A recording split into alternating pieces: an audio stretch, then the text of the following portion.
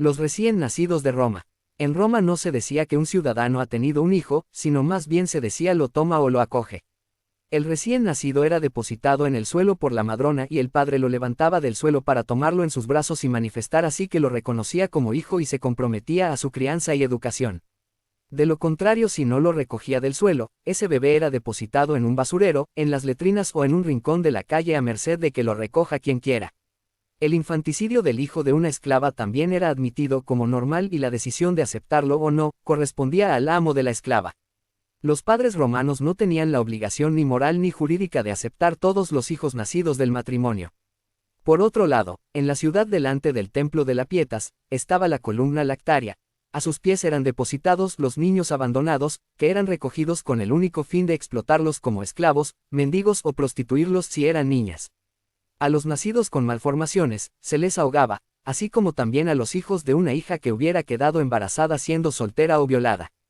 Pero sobre todo, el abandono de hijos legítimos se debía a la miseria de unos y a la política matrimonial de otros.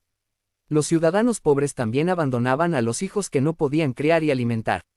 En algunos casos la madre a espaldas de su marido, confiaba su hijo a unos vecinos o a unos subordinados que lo criaban en secreto, más tarde se convertía en un esclavo y eventualmente en un liberto de sus educadores. Un marido que sospechase que su mujer le había sido infiel, podía exponer al hijo que cree adulterino. Es decir, era difícil que sobrevivieran pues estaban expuestos al hambre, a la intemperie y al ataque de los perros callejeros o las aves.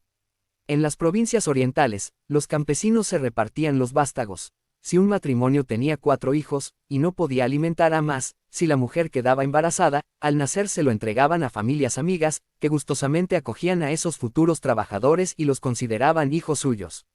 Los juristas no eran capaces de decidir si esos hijos eran libres o habían pasado a ser esclavos de quienes los criaban. Los bastardos adoptaban el nombre de su madre y no existían ni la legitimación ni el reconocimiento de la paternidad. Olvidados por su padre, no tenían ningún papel social ni político en la aristocracia romana.